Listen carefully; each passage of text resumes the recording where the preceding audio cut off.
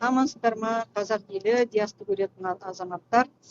Айтатыным мынандай: бізде жылда бессмертный полк деген русский мирдің жобасы милитаристік, басқаша айта алмаймын. Соған енді немене ұлы отан соғысы деп, ұлы отан деп есептейтін азаматтар негізі енді санасы кішкене төмендеу, мүмкін уланған да, солар мыңдап шығады. Шыққан. Құдайға шүкір, қазір 2-ші жыл солар шықпайтын болды.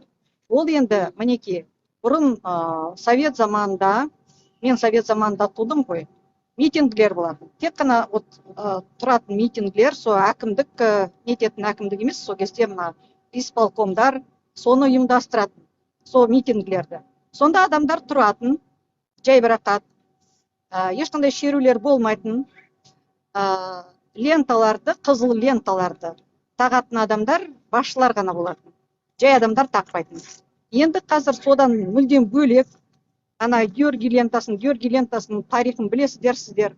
Ол негізі мына қазақ жерін жаулап алудағы Георгиевский крест, сосын орден Святого Георгия. Вот сол негізін алатын Екатерина II ненің патшайымның кезінде сол пайда болған.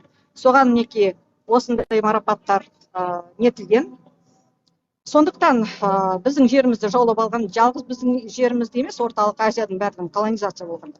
Сондықтан енді қазір сол ленталарды тағып, мына біреу нелердің аталарын несіне ұстап, таяққа ұстап, енді мүлдем қазаққа енді жат сондай салт дәстүр да сонымен жүретін қазір милитаристік кішкентай балаларға әскери форма кигізіп, сондай ленталарды тағызып, соңғы уақытта мінеки 14-ші жылы басып кіргенде Украинаға осы ленталармен басып кірген басқыншылар.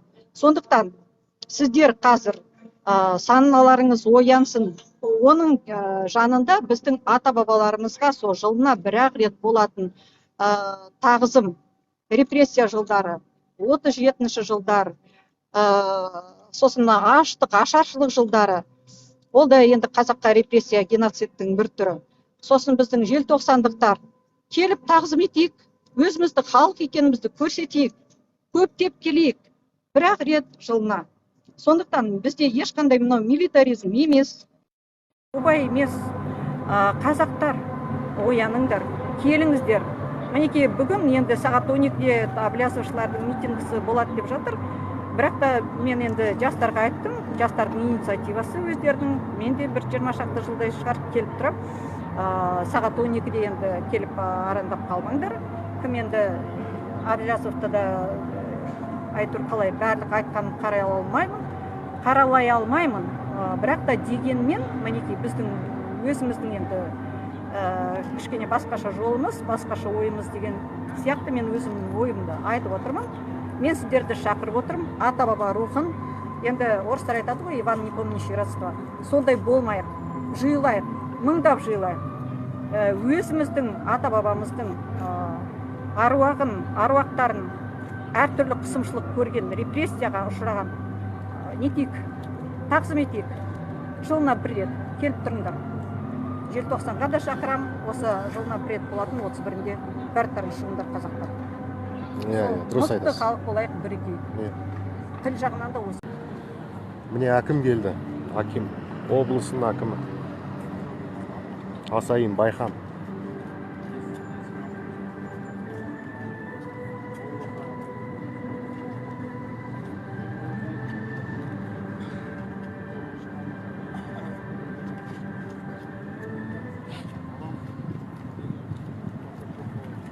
Бля, пасечник постоянно тебя блокирует, все равно вылазишь.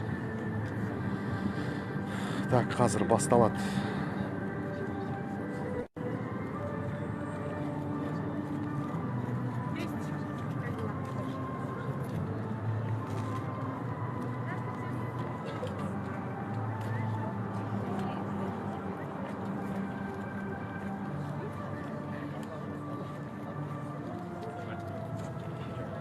День памяти жертв политических репрессий.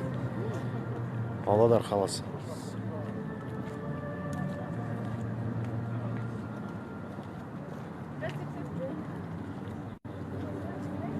Рахмет, не үшін? Так, міне.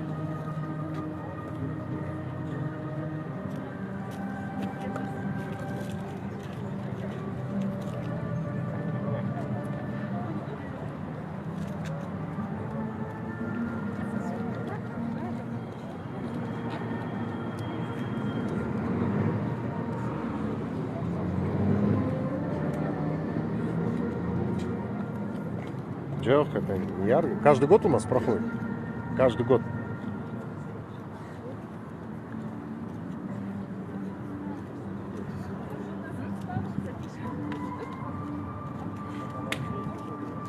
Священник не қатысы бар. Жарайсың. Ана священниктарды тоже қырған ғой кезінде. Советский Союз.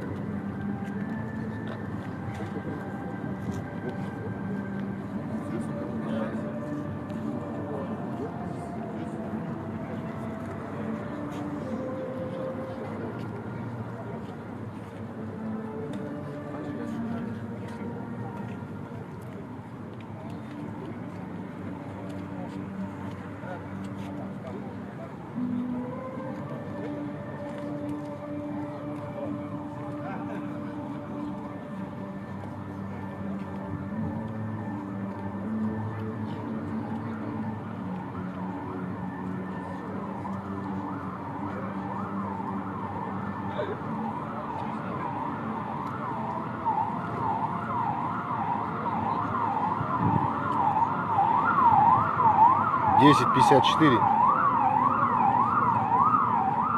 Это не праздник, это день памяти жертв политических репрессий.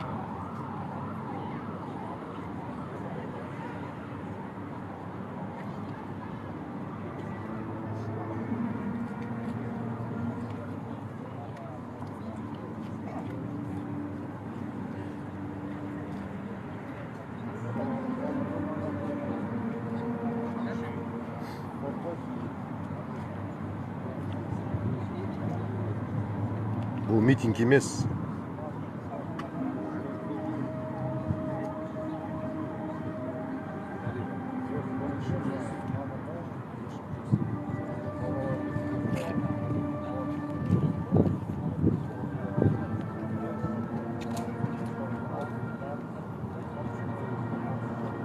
Я осы стримді таратыңыздар.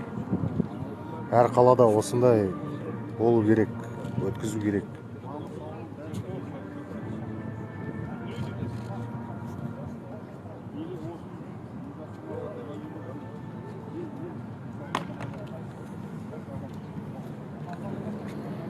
Цветы будут возлагать.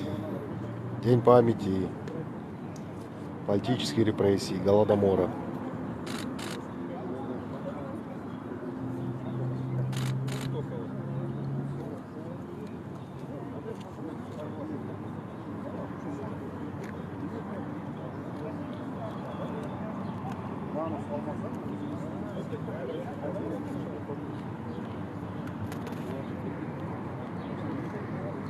Не только 33-й год, весь 20 век.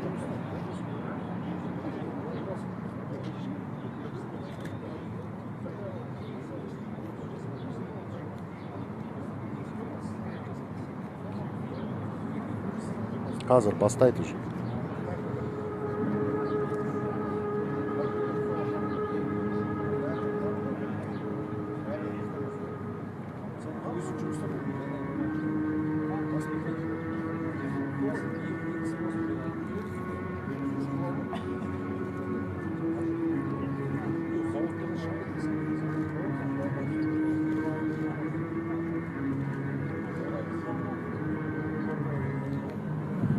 Так.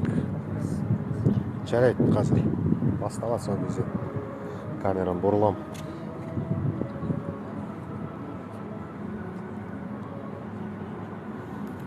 Көбі адам білмейді, осындай күн бар екен.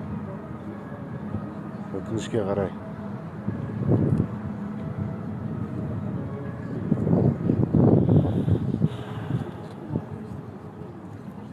Адамдар аз.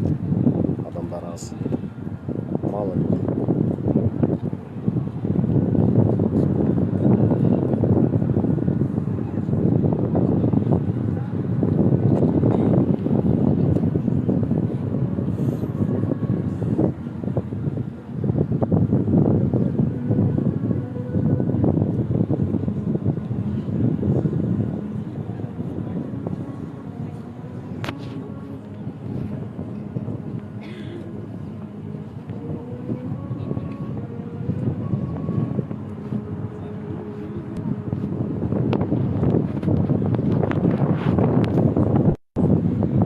Қазақтар тағы да Саламатсыз. Мен сізді жақсы ұйымдастырылған әкімшіліктердің Сіздің қалаңызда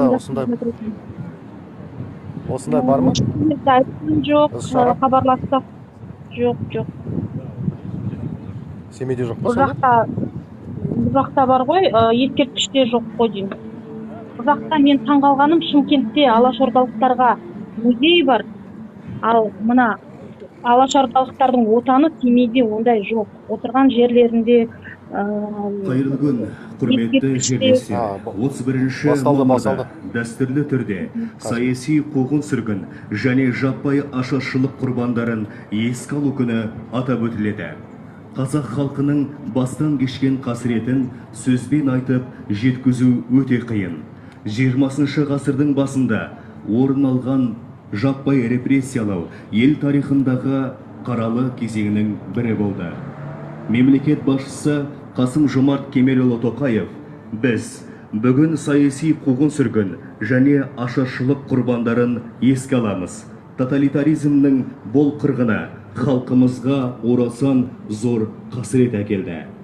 Тарихымыздың қайғылы кезеңдерін терең зерделеп, жазықсыз жапа шеккен боздақтарды ақтау ісін жалғастыру өте маңызды мәселе, деп атап өтті. Добрый день, уважаемые павлодарцы и гости нашего города. 31 мая традиционно отмечается День памяти жертв политических репрессий и жертв массового голода. Сегодня мы собрались здесь, чтобы проявить свои искренние чувства сострадания невинным жертвам. Гонениям подверглись целые народы.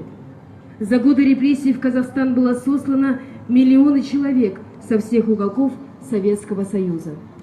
В ходе насильственной депортации миллионы людей нашли приют на казахской земле, обретя новую родину.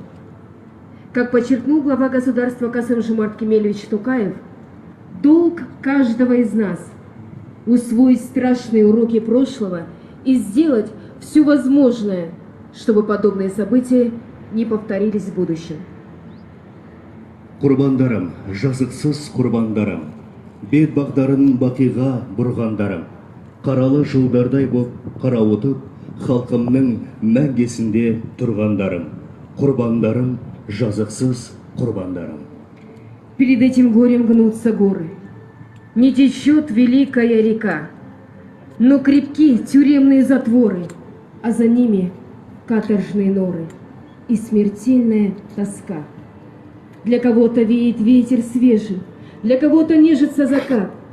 Мы не знаем, мы повсюду те же. Слышим лишь колючий скрежет, да шаги тяжелые солдат. Осы жан түршігерлік оқиға салдарынан қаза болған жазықсыз жандардың рухына бас иіп, 1 минут үнсіздікпен еске алайық.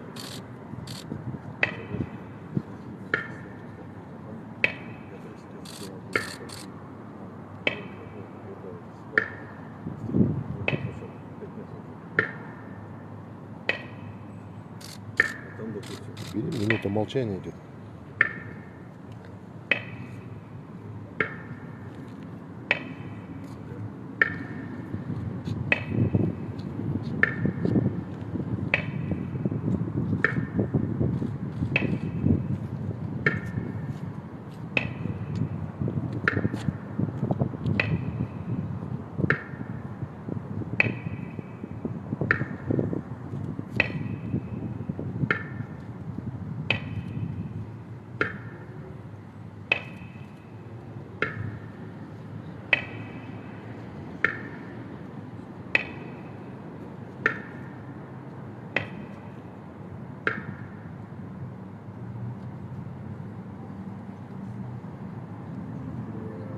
қуғын сүргінге ұшыраған құрбандарға арналған ескерткіш мемориалына гүл шоқтарын қоюларыңызды сұраймыз. Отдавая дань памяти невинным жертвам политических репрессий, просим вас возложить цветы.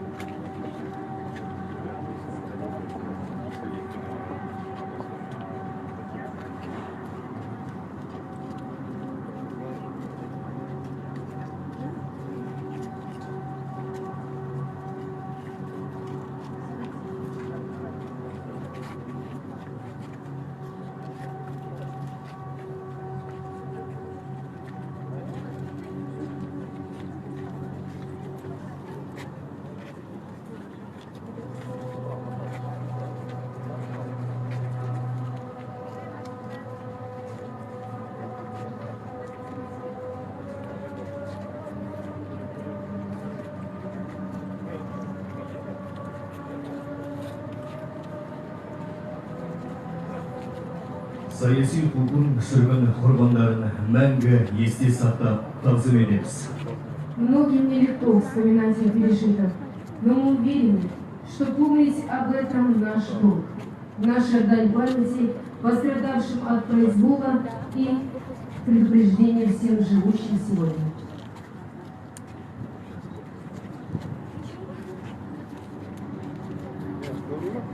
Стрим жүргізіп жатсыз ба? Құрметті достар, сіздерді саяси репрессия құрбандарына арналған ескерткіш жолдарына гүл шоқтарын қою депортация. Тек қана өздерін ғана еске алады. Мына мысалы ел азаматтары ашаршылықта қайтқан, оларды еске алмайды. Тек өзінікі. Сізде Уважаемые қанша болмайды? участники мероприятия, приглашаем вас проехать к памятным местам, жертвам политических репрессий. Құран оқыдым ғой мен жаңағы. Міне көрдіңіздер ме? Вот міне. Тек қана өздерінің ғана. Біздің қазақтар келмейді, білмейді де мынаны. Мына депортациямен келген халықтар ғой, мына немістер ғой. Мысалы мына жерге бір гүлшоқ салуға салмайды. Бір де гүлшоқ жоқ. Құш па? Бір де гүлшоқ. Мына жерге ешқандай гүл салған жоқ мысалы. Жарайды, ана жерге салды ғой. Енді мұнда салды орыс.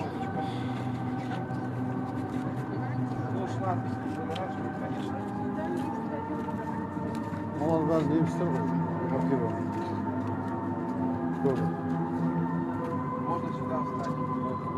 Немістерге ұқсап жатыр. Алысы? Өз ата-бабаларының еске алды. Иә, немістерге ұқсайды. Ол да бір жақсы. Қай жерге қою керек болатын сонда? Ау? Қай жерге гүлді қою керек болатын? Мына неме қай жерге қоюға гүлді? Мынау аударылған күштеп жер. Жер аударылған, күштеп жер. Депортированные потомки, депортированных.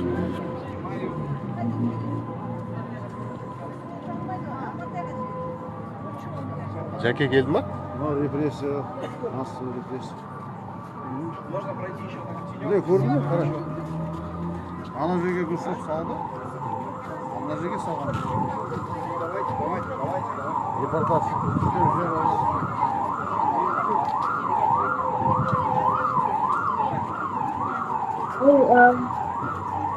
Репрессияға ұшырағандар, ашаршылыққа ұшырағандар қай жерге қою керек? Көрсетіңізші? Сізді дұрыстап естілмейді. Айна ханым, салмасы, қалыңыз ала.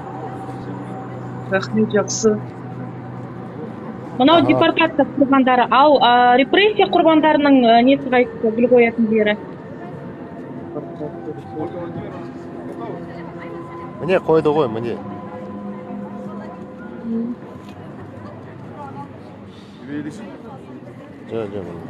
Жәке, сен келдің ба, Жәке?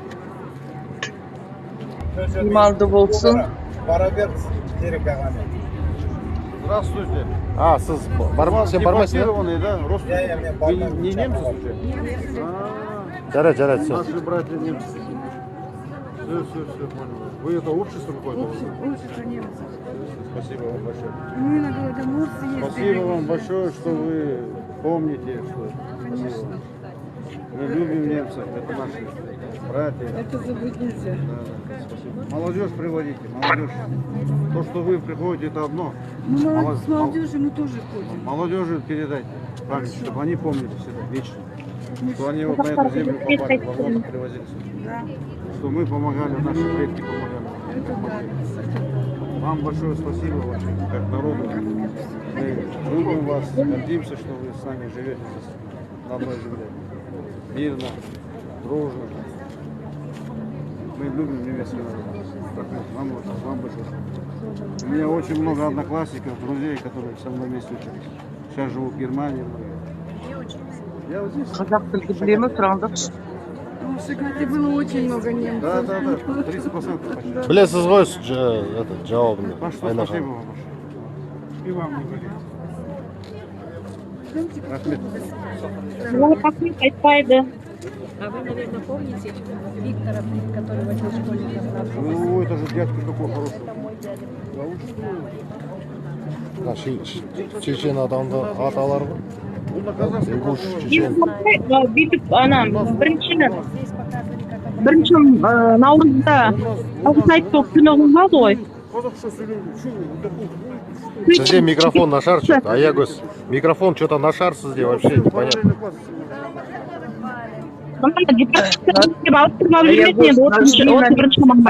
Нажми на микрофон и отпусти еще раз. Сделай так. Непонятно, что она говорит. Получилось? Да, если Что, Джаман более- слышно. Там Приехала кісі через спасибо. А, Я де Витя Жаке айтады, бармаймын, кет, өзіміз барайық. Иә, бармаймын.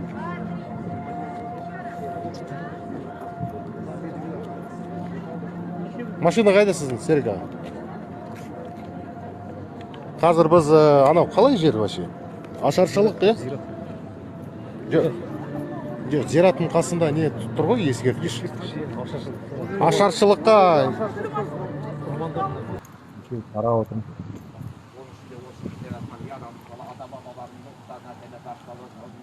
Саден деген атамның өзінің рухына келе баштады. Және осы отбасылар алла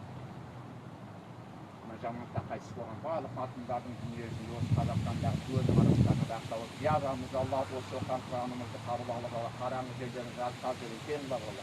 Ярамыз алла біліп мен сені кешіру. Ярамыз алла бұл аруақтардың алла жандарын жаннатқа жіберіп алла. Ярамыз алла елесенді жақсылыққа бер. Ярамыз алла біздерге арқандаған тұқымдарына ярамыз алла тыныштық бер, бейбітшілік бер алла. Бұл жағынан осы, бұл жағынан Қытай алла бізді жауламасын алла.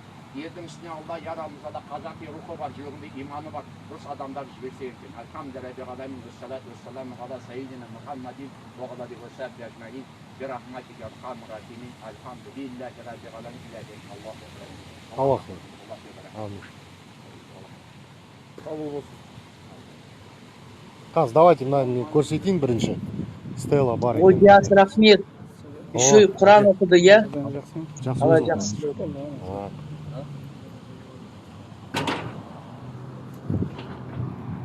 Қолымызды жайды қой. Иә, дұрыс. Рахмет, ага. Ашаршалық құрбандарына тағзым. Ондай. Сфотографируй и это тоже себе вставь на это. Посмотри, как красиво. Там годы Голодомора, вот так тоже сфотографируй, да. О, там красиво прям цифры, хорошо? Мында мына жерге жерленген ғой. Көбісі. Ага. Зираттар. Көрсетші. Там это была, наверное, как большая братская могила, да? Ясно.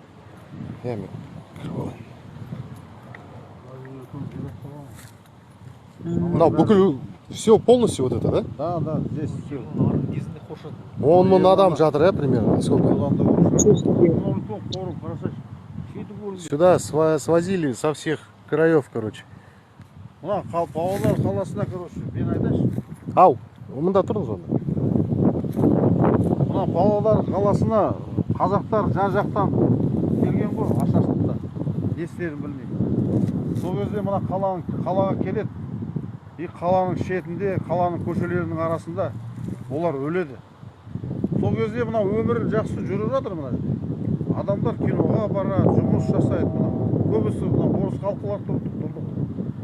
А сол кезде мына мысалы, мына бейбіт өмір, кәдімгі киноға барады, жұмысқа барады, тамақтар тоқ деген сияқты.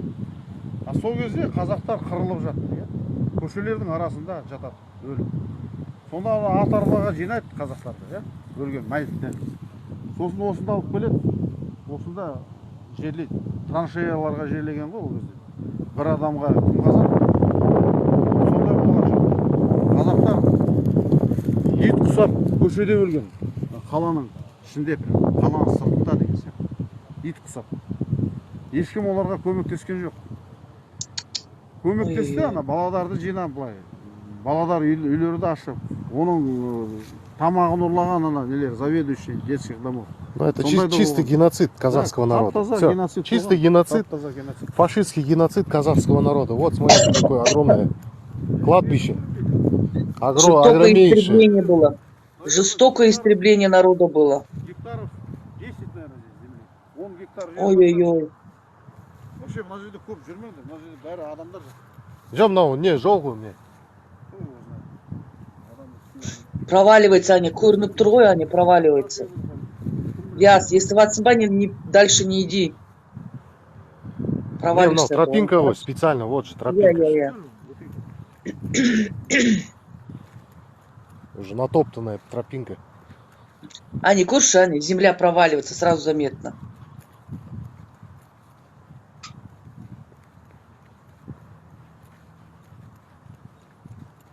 Қазақтардың саны Вот. қанша болған екен сол кезде ұрылған? кімге арналған не? Құдай біледі. Это и то, адамдар потом пришли, камни ставили, а так. Сосын ана бір может 5 жылдан кейін, может 6 жылдан кейін тірі қалғандар, солар келіп орнатып кеткен ғой. Живые, которые еще. Тірі қалғандар. А так. Огромный зират вот. Көп зират мына. Есть түссіз здесь вообще. Али тұр бірден. Қара. У меня дедушка Сыртышска же. Сыртышска, слышь, Яс? Ага. Перенес 2 голодомора. 2 семьи у него погибло. 2 с детьми. Мынау где-то в 40-х годах. Моя бабушка, это 3-я жена у него была. Адамдар уже ана. Здесь Она наши намного предки лежат, моложе по его. сути. Да. Балаларымыз жатыр ғой, біздің Да. туыстарымыз жатыр. Жоқ болып кеткен. Бізде әр қазақта сондай бар ғой. Серик хорошо рассказывал. Жоғалып кетті, кетіп қалды дегендей. Серик аға молодец, көп біледі. Коплет, ага. Тебе надо было его вперед провести, чтобы он это рассказывал. А то его голос Сейчас я сюда теряет. подойду чуть-чуть. Қаншама қазақтың руының несі үзіліп кетті. Қаншама рудың несі қазақтың руы. Ничего себе, какая территория. Мына бергі мына жерде адам жатыр. Уже мына моласы Ешқандай не жоқ, а? моласы жермен жексен болып кеткен. Мына Баянауылдың тасы міне алып қойған. Баянауылдан алып қойған ғой. Ешқандай жазу да жоқ. Мына жақта айшық бар ғой деймін. Одан басқа ештеңе жоқ. Уже все с годами выгорело, она уже за 100 лет. Ары қарай барайық. Жатқан жері Почти 100 лет же прошло, да, Яс? Да, 100 лет. Мына аштан өлу деген бар ғой жігіттер, ол өте қиын ажал, иә? Аштан өлу. Аштан өлген кезде мысалы, иә, сен мына жанұяң қасында Сіз аға стримға кіріңізші, менің стримға. И чтобы вас слышно было У нормально. меня телефон остался. Мынаны қарашы. Мынаны. Деревянный, наверное, да, действительно? Көрдіңіз бе? Ештеңе түсінбейміз, оны тек специалисттер ғана болмаса, бір мамандар. Сфотографируй. Төте жазу мне. Сфотографируй. Скриншот делать.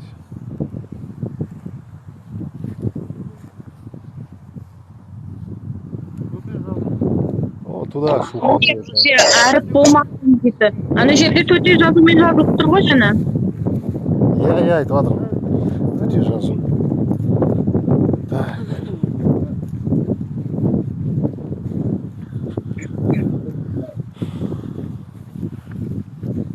Короче, была орысша айтқанда, смерть от голода — это самая страшная смерть.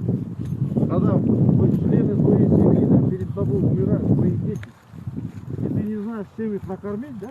Ты видишь, как жизнь из них уходит, да, вот вокруг тебя сидят твои дети, да? И они умирают. Это страшнее, чем смерть от пули, да, вот, или от Вот еще төте жазу. атомного взрыва, да? Даже вот страшнее, это смерть страшнее, чем от атомного взрыва. Мысалы жарылыста сен жарылады да и бір өлесің болды. А здесь тут постепенно. Мынау қандай жыл? 16. Не деп жазылып тұр мында? 1900. Мынау цифры ғой, да? Мына құлпытастарды суретке түсіріп маған жабайы тастан жасалған ғой. мына прям выбивать. 1926 жыл ғой мынау. Неме деп 14 жасында дейді. 1996 дейді ме? 26 иә. 26. А, 26 ма? 26. Иә, мына суретке түсіріп Еще маған до жіберіңіз. 30-х годов тоже. Мұнда да. Аудаттан мынаны. Казахи, говорит, были неграмотные, не было своей письменности. Ага, атанбас не было. Диас, естіп жатсың ба, Диас? Суретке түсіріп басқа телефонға мына. Біздің әулие Машһур Жүсіп бар, иә? Скриншот істеңізші енді, скриншот. Нет у меня басқа телефон. Кім бар тағы? Тек екеуің ба? Мен неге салам YouTube каналына. Міне, казахи были неграмотные деген. Міне, қараңдар. Так, қазір жыбырлатпашы, тағы жақындатшы. Көрінбейді что-то. Да, мына жерде, иә, оны. Менде Инстаграм бар ғой, құлпытас зерттеу деген. Біз осындай құлпытастарды аударамыз. Ол шағатай тілінде жазылған, шағатай тілінде. Бұрынғы қазақтың тілі ол. Жазу тілі, не.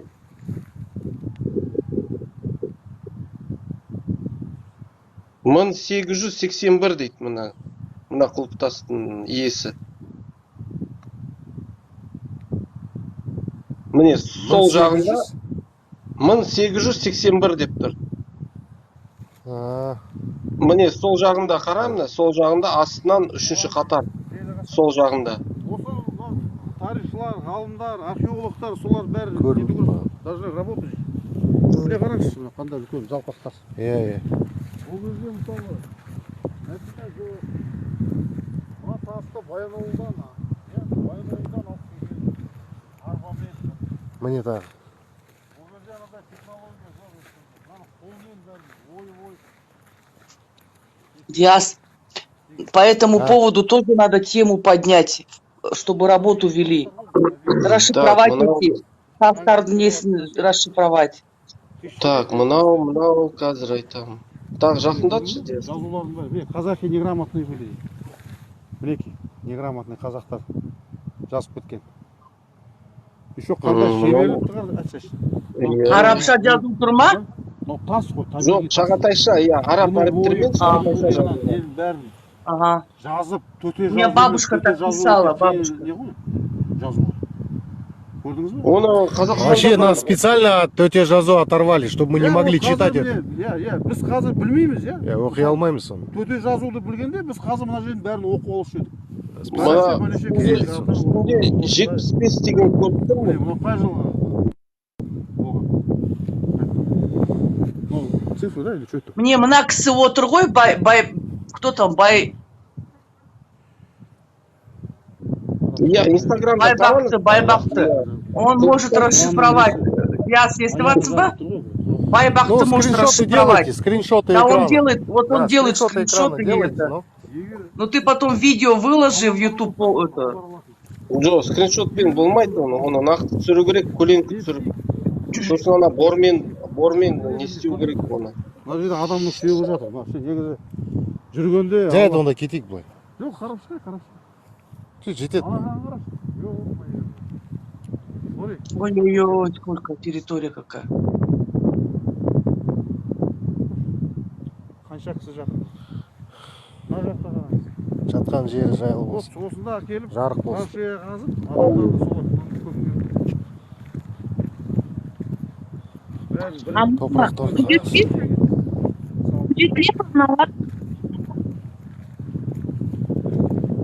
Мына негізі бар ғой, мына жерде бар ғой, әрбір құлпытастың қасында анан тақтайша орнату керек та аудармасымен.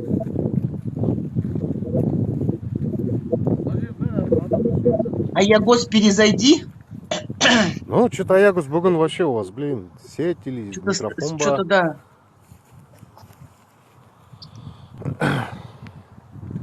Полностью с ТикТока выйдите. Солай де. мына Орал жақта мынандай құлпытастарды кәдімгідей мына большевиктер сындырып ана іргетасына салып жіберген да. Мехтоп дей ма, анандай не знаю, Машдвор дей ма, соның несіне де ғимараттарына, гараждарына. Әдейі, ол біздің тарихымыз ғой, былай айтсаң енді құлпытас не сияқты ғой, бізге қазір қазық сияқты да, біздің ата-бабаларымыз соншама данышпан болған, сол құлпытастарды қазық ретінде қалдырып кеткен. Мына қазір Орынбор, Сарытау, неден ана Астархан, сол жерден мына Омбы, сол жерден жіберіп жатыр бізге құлпытастарды. Сол кәдімгідей біздің ата-бабаларымыздың құлпытастары 1820 сондай жылдар. 1700-1800. 18-19 ғасырда.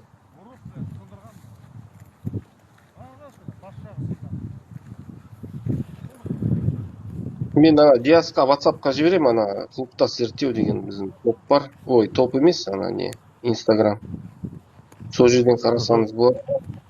Сосын YouTube каналда бар, біз қалай бар, қалай, бірақ біз батыста ғой енді. Ана Қазақстанда.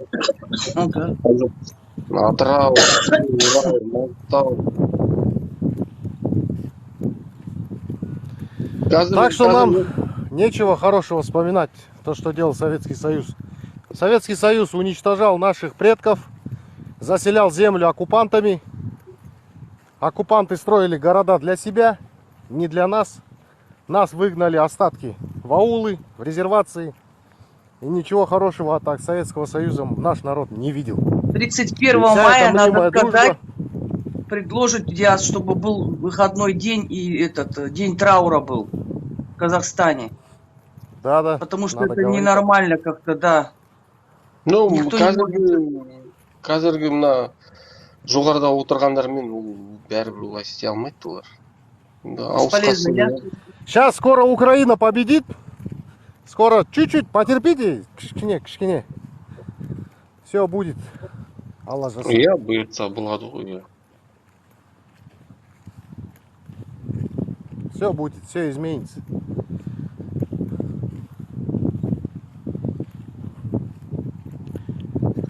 Все меняется, по сути. Сенің стримі бүгін жақсы. Прям керемет. На месте ничто не стоит. Қолымызды жайдық. Еске алдық. Жылап алдық та. Қабыл болсын, иә. Да у меня у самого душа. Я даже не знала, Диас, я не знала, что у нас вот такие захоронения есть там. Представляешь? Это вот хорошо вы поехали, показали, что в Павлодаре есть такой вот. На всю Павлодарскую вот это получается Ертица Джерри, я полностью возились сюда, да? Да. Ютубта теріп қараңыз, құлпытас зерттеу деген. Біздің роликтеріміз шығады. Қалай аудардық, қай жерде, қалай орналасқан. Сол жерде бәрі, құлпытастарда бәрі жазылып тұрады. Кімнің әкесі. Я на вас подписалась, У вас там есть в личке, да? Я, менде бар ана, YouTube. Ага. YouTube ссылку, да, выставляйте ссылку туда, қарап, көбі шығады сосын. А я буду распространять ссылку вашу дальше. Сіз кім, Айнасыз ба? Я. Ассалаумалейкум. Инстаграм бар, сосын құлпытас зерттеу деген. Ол жерде де бар. Кіріп қарасаңыз болады. 10 гектар земли, да, здесь, Диас? Да, там большая территория. Надо там подзагуглить. Гид, кто-то гида привел, да, рассказывает? Мына оқушыларда әкелген ғой.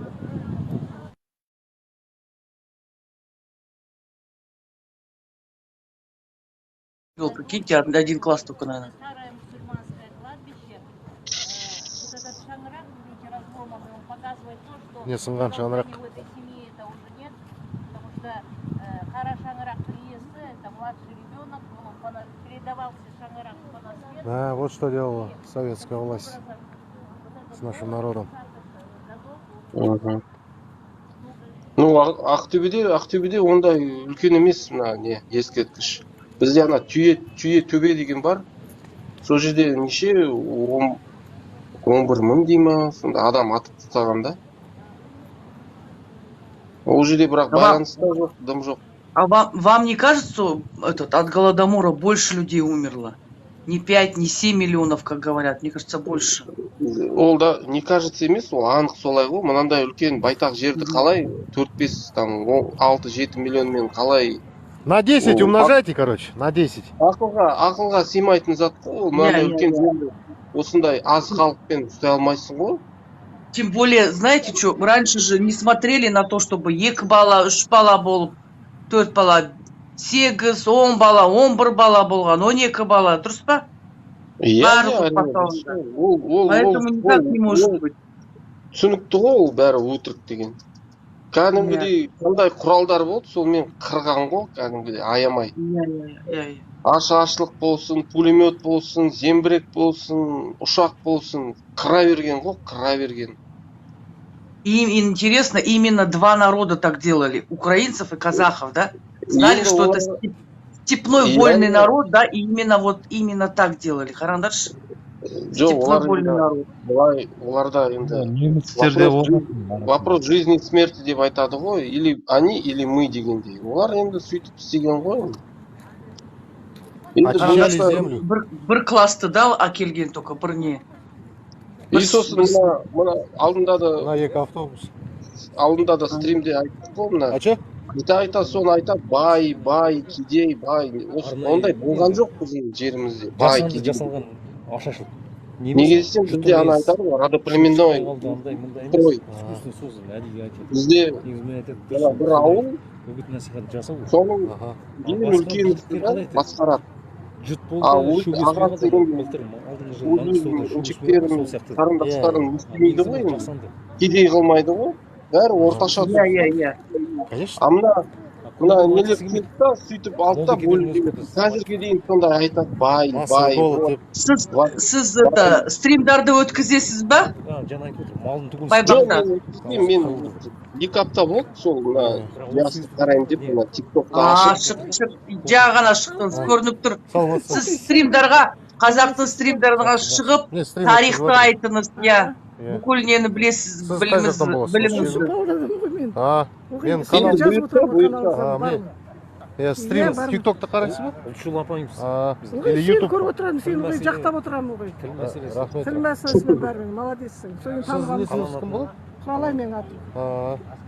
Рахмет сізге, Алла разы болсын. Ризамын.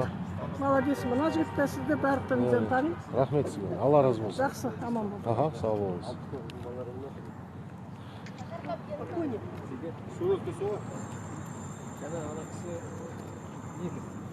О, Диас, медийная личность, тебя узнают.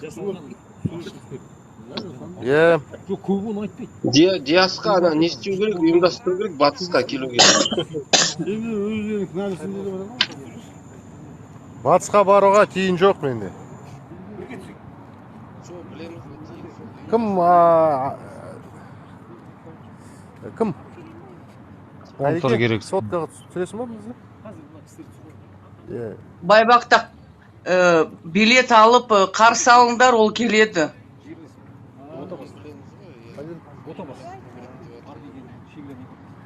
Сіз қай қалада тұрасыз?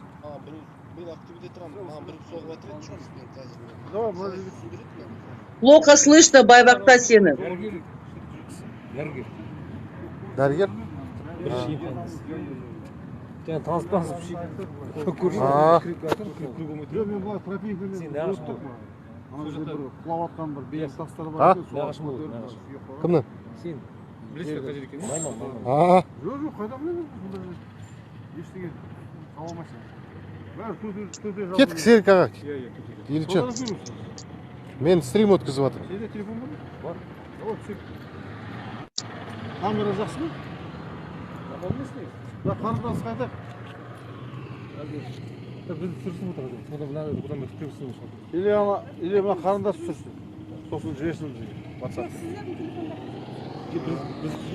Біз қазір они хотят стрим ставить. Жоқ, мен и так снимаю стрим. мына көрінеді ме мынау? Жоқ, мына жерге тұрса. Жазу өрісі. Мына жерге. Ортаға тұр. Ана жазу мынау жылдары. Мына жазу өрісі. Ашаршылық құрбандарына тағы. Жинақтың.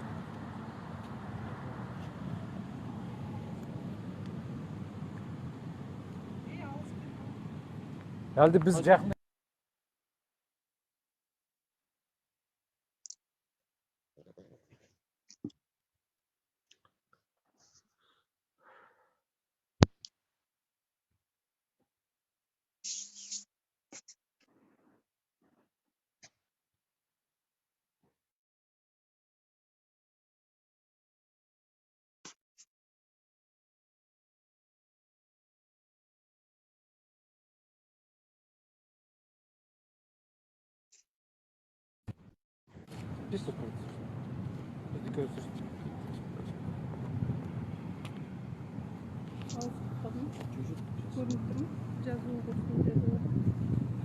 Жарайды, кеттік біз. Так, что, стрим біткен жоқ па? Нормально? А что ты здесь не понял? А вот так переключил. Хотел сказать, что ты туда-сюда. Все, жарайды, біз онда вот тағы да көрсетейін. Ой, әдемі қандай. Ты фотографию сделал, да, Диас? Ну как я сделал, я же стрим видел. Да у меня не каждый год приезжаем. Мына жерде міне 5-6 мың адам жиналып. Каждый раз приезжаем мы сюда. Я уже просто привык. Постоянно мимо проезжаем, заезжаем. Құран оқимыз. Постоянно.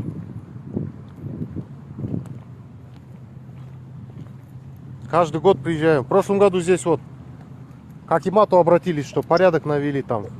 Плитка падала, а? Карике, помнишь? Я помню этот стрим, ты говорил, да. Карантин болды ғой, есіңде бар ма? Карантин кезінде, иә? Карантин кезінде. Соңат қой, кімдерге айтқан? Ішкі саясатқа айтқан, тазалыңдар. Ол не, Астана жаққа кетті. Саяси Так. Солай де. Так, мен ажат қырайын.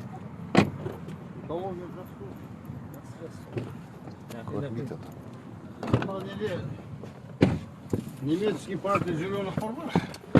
Соны Ресей Федерация. Жарайды достар, осымен что, стрим аяқтаймыз ба?